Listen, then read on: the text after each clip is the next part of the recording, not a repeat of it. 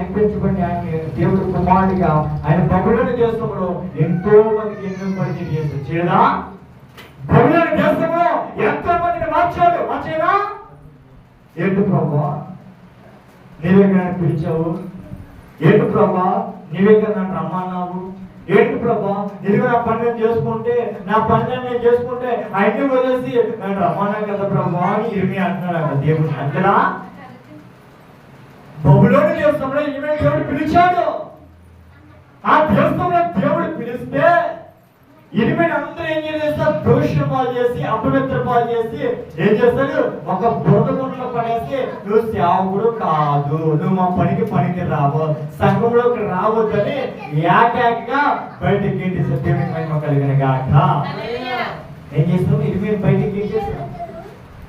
అందరూ అన్నారంట, ఓ దేవుడు పిలిచాను చెప్తాడు, వాడు వాక్యం చదువుకుంటే ఈ మందిరంలో ఎవరు లేరు అని అందరూ ద్వేషం పాలు చేస్తుంటే ఇర్మియా ఏడుస్తూ ఆ బబులోను దేశంలో ఒక బావి దగ్గరికి వెళ్ళి కన్నీటితో తీరు వైపు చూస్తే, ప్రభువా నా పని నేను చేసుకుంటే నీవే నన్ను పిలిచావు, దేవునికి మహిమ కలిగిన గాక. ఒక తెల్ల కాగితం అని చేతులు పెట్టి, ఇదిగో ఈ కాగితం మీద అక్షరాలన్నీ నీకు జనమై వస్తాడు, దేవునికి మహిమ కలిగిన గాక. ఇర్మియా చేతికి తెల్ల కాగితం ఇచ్చాడు.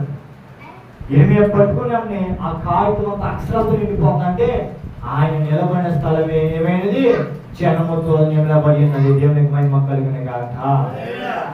ఇర్మియా అనుకున్నాడు, ప్రభువా నన్ను క్షమించు ప్రభువా, మనుషులు చూస్తారేమో కానీ నేను చూడలేకపోయిన ప్రభా, నేను క్షమించు ప్రభా. మనుషులు వస్తాయని నా హృదయంలో స్వార్థం వచ్చేసి నేను గురించి చెడుగా మాట్లాడు ప్రభా, నన్ను క్షమించు ప్రభా. ఎవరున్నా లేకపోయినా, నా మంత్రులు ఎవరున్నా లేకపోయినా, నా మంత్రులు ఎవరున్నా లేకపోయినా నేను స్వార్థని ఆపర ప్రభా అని తీర్మానం చేసుకుని ఆయన స్వార్థం ఏం చేస్తాడు?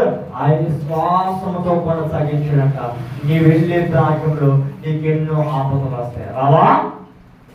ఆపదలు చూసి వెనక ముందడిగి తొట్టిన వాడి దేవుడి పైకి లేవనెట్లా మళ్ళీ తీసుకొస్తాడు. ప్రభు పేట మనం కూడా శరీరంలో శ్రమ పడిన యేసు క్రీస్తు అయితే ఆయన శరీరంలో శ్రమ పడ్డాడు. నువ్వు కూడా యేసు క్రీస్తు ఎందుకు భయపడుతూ శ్వాస అంటే ఏ శ్రమ ఏది వేటకి రాకుండా ఆ గొప్ప రక్షకుడు నిన్ను నీ కుటుంబాన్ని ఎల్లవేళ కాచి కాపాడి దీవించి ఆశ్రయించి నడిపించి గాక. ఆమేన్.